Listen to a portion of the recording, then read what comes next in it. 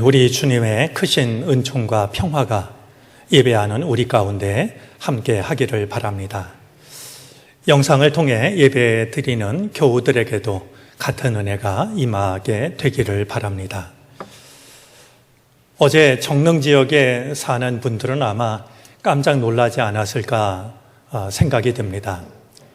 저도 이른 아침에 나와서 설교를 준비하고 있는데 어디선가 정말 깜짝 놀랄 만한 그 폭음 소리가 들렸습니다. 마치 어떤 건물이 무너지는 것 같기도 하고 어떤 폭탄이 떨어지는 것 같기도 한 듣지 못한 소리였습니다. 깜짝 놀라 일어나서 창밖을 아무리 둘러봐도 어떤 것도 확인할 길이 없었습니다. 다시 설교 준비를 이어가는데 이어서 앰뷸런스 소리가 계속해서 울리는 겁니다. 도대체 무슨 일이 있는 걸까? 뉴스를 검색해봐도 우리 지역에서 일어난 소식을 확인할 길이 없었습니다. 답답하고 걱정스러운 시간이 지나갈 때 한 교우가 전화를 해서 풍림 아파트에서 가스가 폭발하는 사고가 있었으니 한번 교우들 안전한지 좀 확인하는 게 좋겠습니다. 전화가 왔습니다. 기억나는 대로 몇 번 전화를 드렸더니 그래도 다친 분들은 아무도 없었고요. 유리창이 깨지는 등 이런 피해들이 일어난 것을 확인할 수가 있었습니다. 나중에 소식을 들으니까 이번 그 사고로 9분 정도가 이렇게 부상을 입어서 치료를 받고 있고 그중에 한 분의 상태는 위중하다라고 그러는데 모든 분들이 어서 속히 잘 회복이 되었으면 좋겠습니다. 여러분들이 아시는 분이 있다면 좀 따뜻한 관심과 위로를 전하시는 것도 좋은 일이라고 여겨집니다. 이런 일을 통해서 우리의 삶에 대단한 일이 일어나서가 아니라 하루하루 평안하게 지낸다라고 하는 것이 얼마나 큰 은혜인가 하는 것을 생각하게 됩니다. 그 은혜를 힘입어서 오늘도 우리가 함께 예배를 드릴 수 있게 되었는데 우리 나를 지켜주신 하나님의 은혜에 감사하는 마음으로 예배하는 시간이 되어지기를 바랍니다. 우리 믿음 생활에 있어서 가장 중요한 덕목이 무엇이냐라고 물으면 여러분 무엇이라 대답하실지 모르겠습니다. 믿음 생활에 있어서 가장 중요한 덕목이 있다면 무엇일까요? 바울 사도의 고백대로 하자면 믿음, 소망, 사랑을 빠뜨릴 수가 없을 것 같습니다. 또 기도의 소중함을 경험한 분들은 기도를 빠뜨릴 수 없죠 라고 대답하실 것 같습니다. 한 율법사의 질문에 대한 예수님의 대답을 떠올려 보면 하나님을 사랑하는 것과 이웃을 사랑하는 것도 빠뜨릴 수 없을 것 같습니다. 행함이 없는 믿음은 죽은 믿음과 다를 것이 없다라고 2번씩이나 강조하고 있는 에베소서의 말씀을 떠올리면 신앙생활에 있어서 실천이라고 하는 덕목을 빠뜨릴 수는 없겠다라는 생각도 갖게 되죠. 사람마다 이제 믿음 생활에 있어서 가장 중요한 덕목을 조금씩 다르게 생각할 수 있을 터인데요. 우리들의 믿음에 있어서 빠뜨릴 수 없는 중요한 덕목 한 가지가 있다고 여겨집니다. 그것은 다름 아니라 순종입니다. 어떤 점에서 믿음이라고 하는 것은 순종을 배우는 과정일지 모릅니다. 그리고 우리가 믿음의 길을 걸어간다라고 하는 것은 순종의 길을 걸어가는 것이죠. 순종의 의미는 이런저런 이유로 상당 부분이 퇴색이 되었습니다. 어쩌면 요즘 순종 그러면 마치 구시대의 유물처럼 우리 어른들은 그러셨지만 요즘 그것을 요구하기에는 너무 좀 어색한 거 아니에요? 이렇게 생각하는 경향이 있지 않을까 모르겠습니다. 지난해 3월부터 7월까지 4달 동안 한목혁과 기사연에서 실시한 설문조사가 있습니다. 오늘 우리들의 모습을 돌아보게 하는 자료들이 꽤 많은데요. 그 중에 몇 가지를 살펴보면 이런 내용이 담겨 있습니다. 기독교인들 중에서도요, 아예 예배를 드리지 않는다라는 이 비율이 13%에서 4달 사이에 18.2%로 상승했습니다. 그러니까 코로나1로 인해서 아예 예배를 그냥 드리지 않는다라는 그 사람들이 18.2%나 됩니다. 그리고 더 좀 놀라운 것은요, 코로나가 종식되어도 교회에 나갈 마음이 없다라고, 교회로 돌아가지 않겠다라고 대답한 그 비율이 14.1%에서 22.4%로 상승을 했습니다. 또 하나 놀라운 자료가 있는데요. 온라인 예배, 영상을 통해서 가정에서 예배를 드려도 주일을 성수할 수 있다라고 생각하는 이들이 54.6%에서 61.3%로 증가를 했습니다. 정말 이러다가 우리들의 신앙이 어떻게 되는 걸까 걱정이 될 만큼 이제 이 설문조사를 통해서 드러난 통계는 우리의 믿음을 되돌아보게 만들고 있습니다. 이런 시대에 순종을 말한다라고 하는 것은 어떤 면에서는 어울리지 않게 여겨지는 것이 사실입니다. 순종은 맹종과는 다릅니다. 순종이 자발성과 기쁨을 전제로 하고 있다라고 하면 맹종은 강압이나 두려움 혹은 어리석음을 전제로 합니다.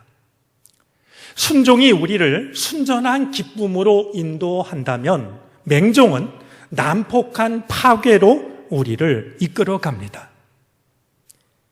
자, 그런 점에서 우리가 순종을 한다고 하면서 맹종의 덫에 걸려서도 안 되고 맹종을 피한다는 이유로 순종의 아름다움을 잃어버려서도 안 됩니다. 혹시 순종이라는 이 말이 거북하게 들리고 어색하게 들린다라고 한다면 순종이라는 말 대신에 순명이라는 말을 떠올리셔도 좋을 것 같습니다.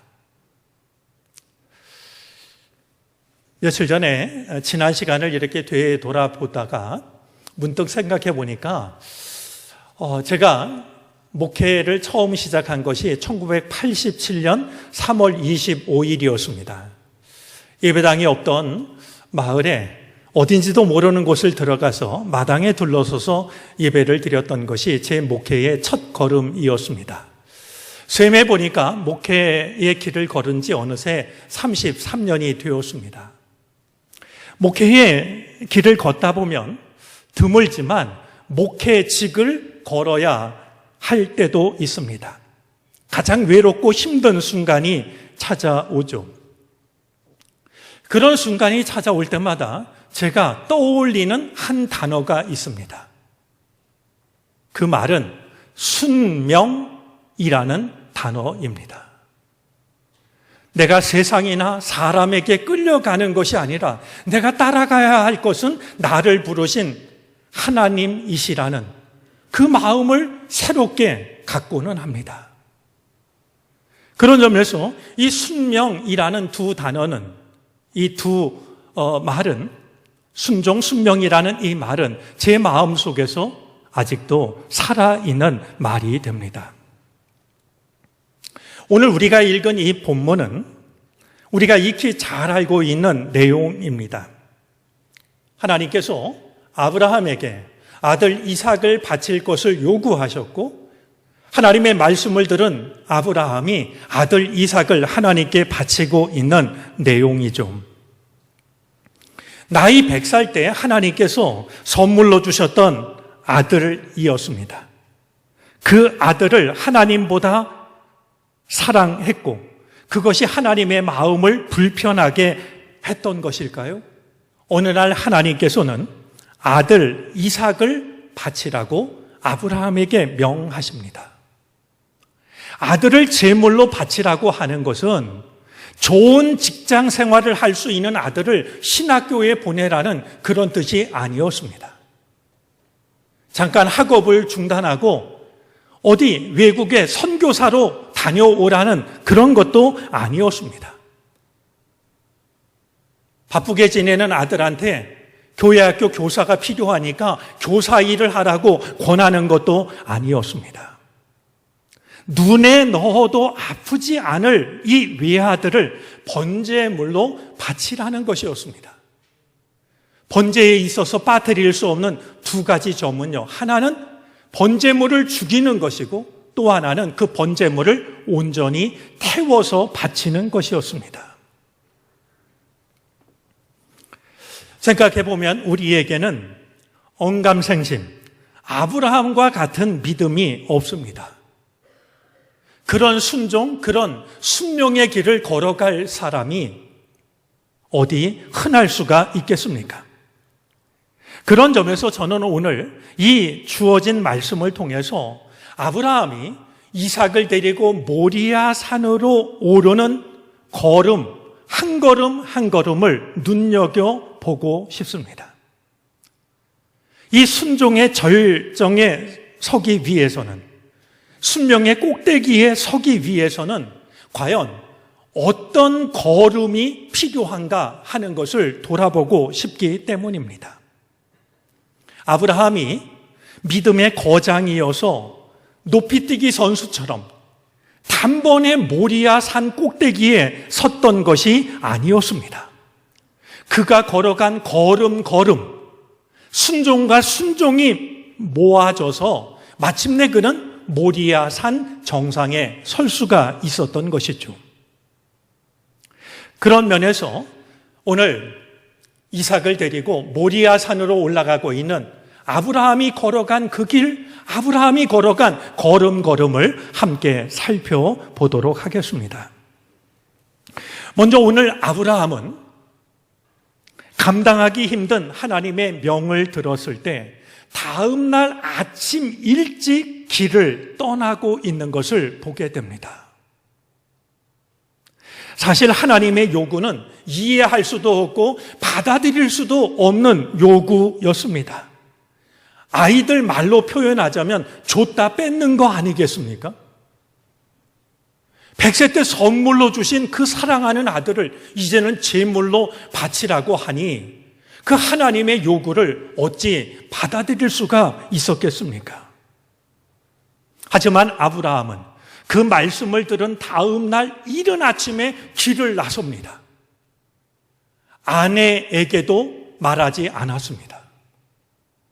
친구나 친척과 의논했던 것도 아닙니다. 만약에 아브라함이 하나님께서 말씀하신 것을 아내나 친구나 친척들에게 이야기했다면 아브라함의 말에 동의할 사람은 단 한 사람도 없었을 겁니다. 내가 잘못 들었지. 하나님이 그러시는 분이 아니셔. 아브라함을 뜯어 말렸을 겁니다. 그래도 아브라함이 고집을 부리면 아브라함이 어떤 일을 하나 다들 감시를 했겠죠. 또한 아브라함은 하나님의 말씀을 듣고 한 달, 두 달, 1년, 10년 평생을 고민하지 않았습니다. 우리는 적지 않은 순간 고민한다는 것으로 하나님께 순종하지 못하는 우리를 정당화할 때가 있습니다. 아직은 내가 고민 중이니까 이런 마음으로 하나님께 드려야 될 순종의 시간을 뒤로 미룰 때가 있는데 아브라함은 그렇지 않았습니다. 말씀을 들은 다음 날 이른 아침에 길을 나섭니다.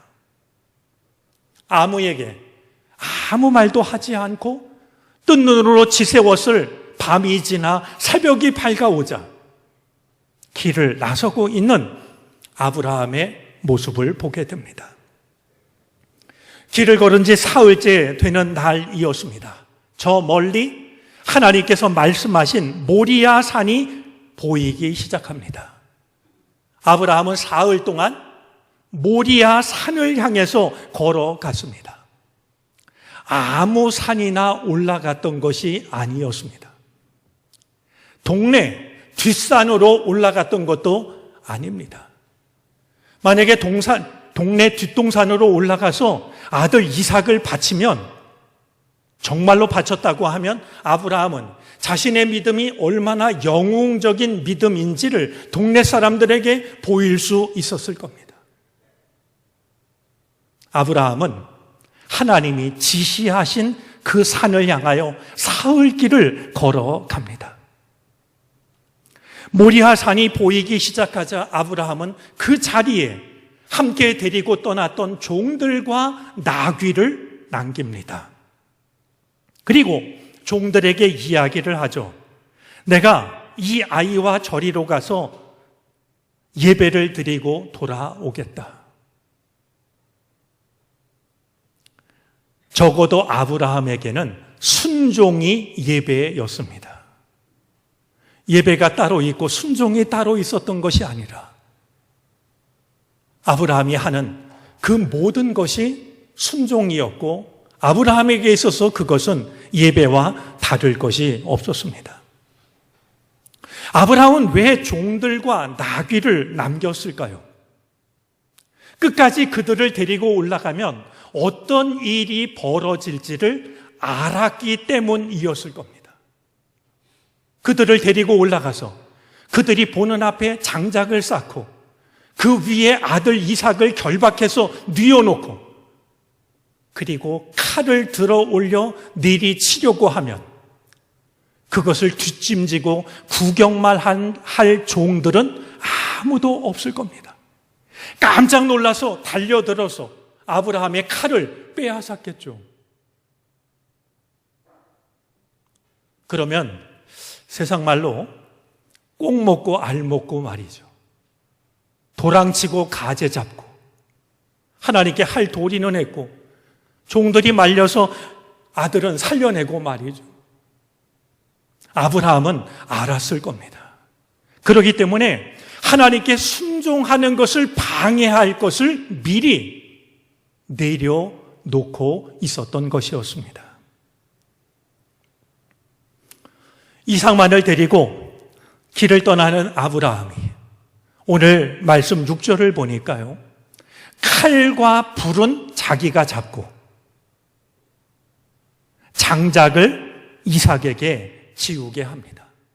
이런 번제를 드릴 때 가장 중요한 것 두 가지를 대라고 하면 칼과 불입니다.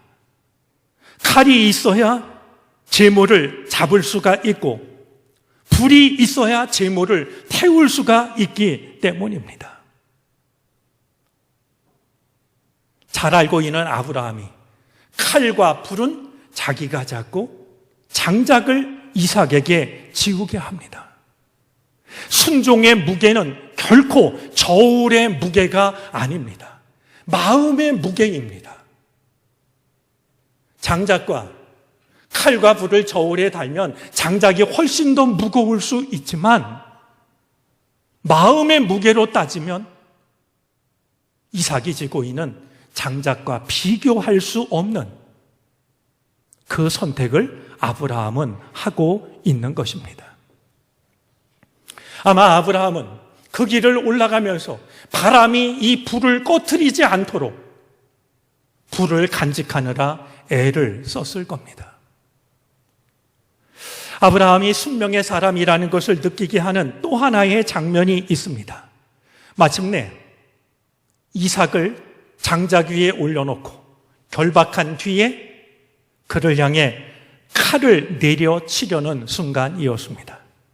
그때 하늘에서 주님의 천사가 아브라함을 부릅니다. 아브라함아, 아브라함아. 아마 어떤 성우도 그때 아브라함에게 들려왔던 하늘의 음성을 제대로 담아낼 수는 없을 거라고 여겨집니다. 다만 짐작이 되는 것은 아마 이 목소리는 필시 다급함이 담긴 목소리였을 것이다 짐작이 될 뿐입니다. 아브라함이 대답합니다. 예, 여기 제가 있습니다. 그러자 주님이 그에게 말씀합니다. 그 아이에게 손을 대지 말아라. 그 아이에게 아무 일도 하지 말아라.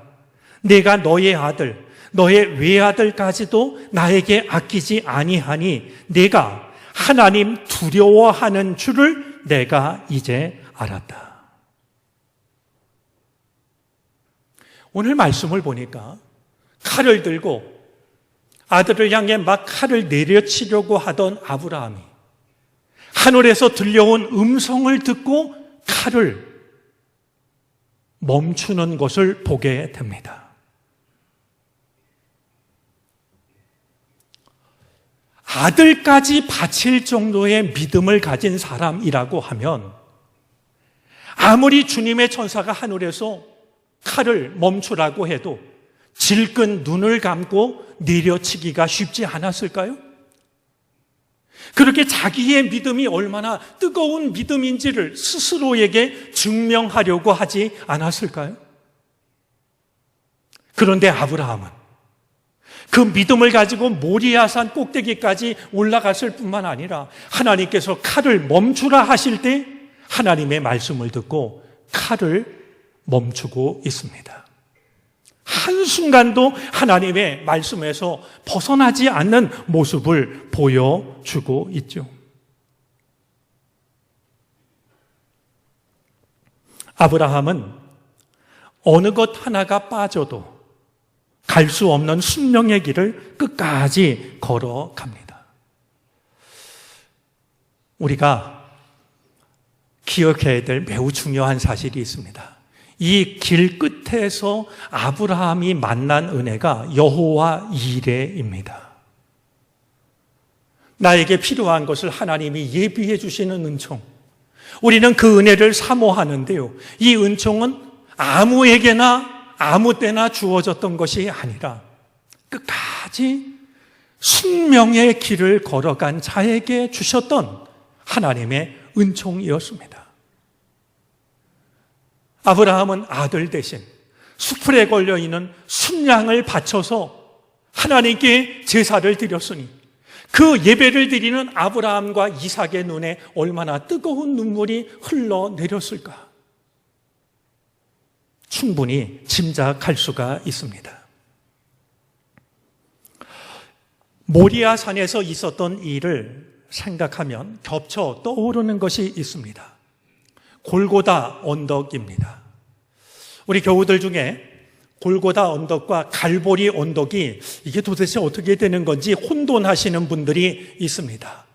예수님이 갈보리 언덕에 십자가 지셨는지 골고다 언덕에 십자가 지셨는지 혼돈이 될 때가 있는데요. 사실은 같은 의미입니다. 골고다라는 말은 아람어이고요. 갈보리라는 말은 라틴어인데요. 이 두 단어 모두 같은 뜻을 가지고 있습니다. 해골이라는 뜻입니다. 생각해 보면 아브라함에게 이삭이 그랬듯이 예수님도 하나님의 외아들이셨습니다. 아브라함이 그랬듯이 예수님도 순종의 삶을 살았습니다. 한치도 하나님의 뜻을 앞서지 않았고 하나님이 받으셔야 될 영광을 한순간도 내가 가로막은 적이 없습니다. 고난의 잔을 피하게 해달라고 땀방울을 핏방울처럼 흘리시며 기도할 때에도 끝내 구했던 것은 내 뜻이 아니라 아버지의 뜻이었습니다. 내가 원하는 것은 이것이지만 내 뜻대로 마시고 아버지의 뜻대로 되어지기를 원합니다.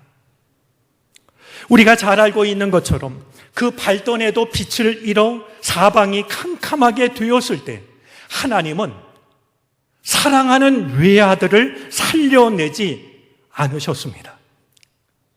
엘리 엘리 라마 사박다니, 십자가에 매달리셔서 어찌하여 나를 버리십니까? 라고 외쳤을 때에도 하나님은 침묵으로 그 외침을 외면하셨습니다.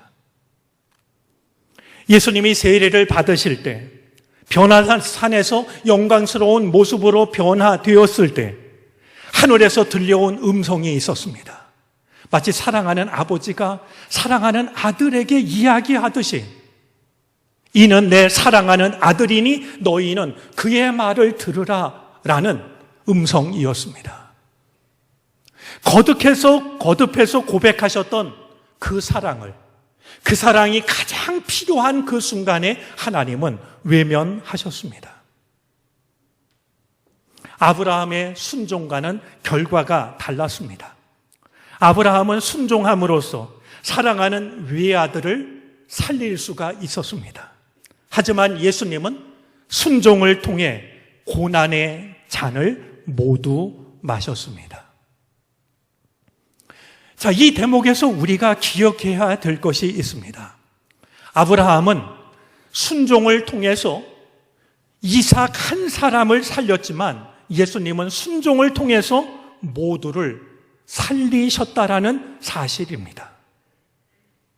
아브라함은 순종을 통해서 사랑하는 외아들 한 명을 살렸지만 예수님은 순명을 통해서 모든 죄인들을 살리셨습니다. 오늘은 사순절 세 번째 주일입니다.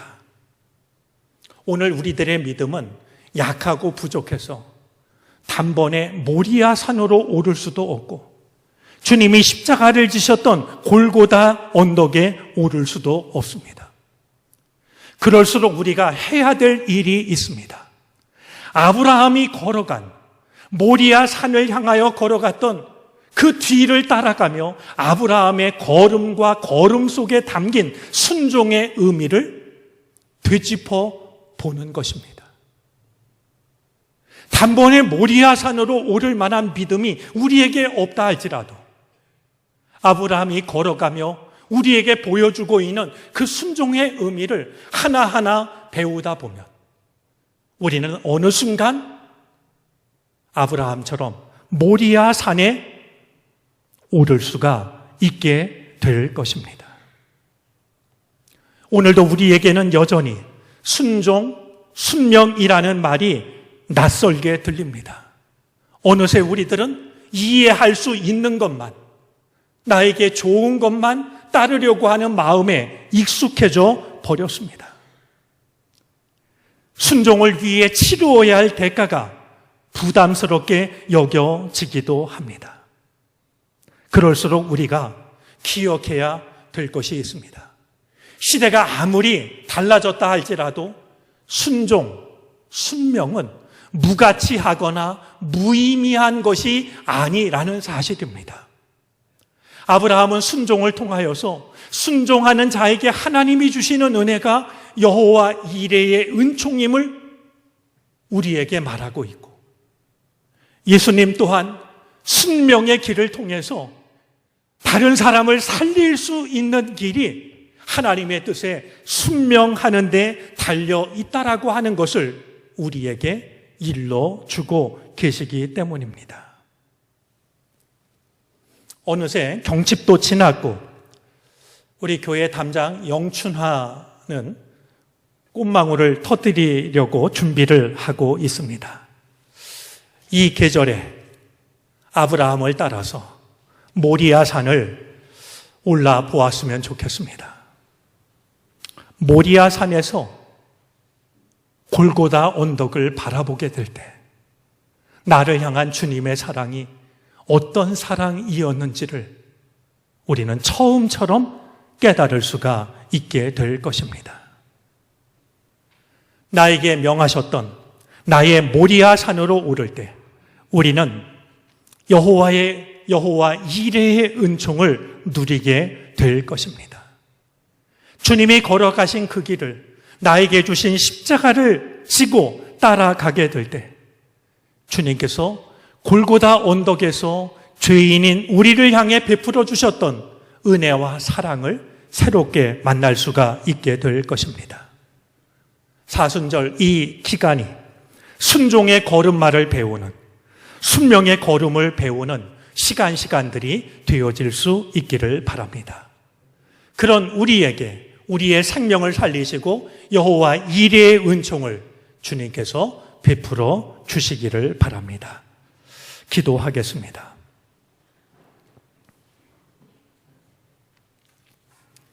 선물로 주셨던 사랑하는 외아들을 번제물로 바치라는 하나님의 요구는 오늘 우리도 이해하기 힘듭니다. 그럼에도 하나님의 뜻을 묵묵히 따랐던 아브라함은 이해할 수 없는 것 앞에 수없이 막혀버리는 오늘 우리들의 모습을 돌아보게 합니다. 주여 우리에게 믿음을 주시고 힘을 주시옵소서. 이해할 수 있는 것만 따르지 않도록 우리를 도와주옵소서. 나보다 크신 하나님을 순종과 순명으로 배우게 하여 주셔서 그 길 끝에 여호와 이레의 은총을 만나게 하시고 우리를 통하여 다른 사람을 살려내시는 하나님의 은혜를 경험하게 해 주시옵소서. 예수 그리스도의 이름으로 기도를 드립니다. 아멘.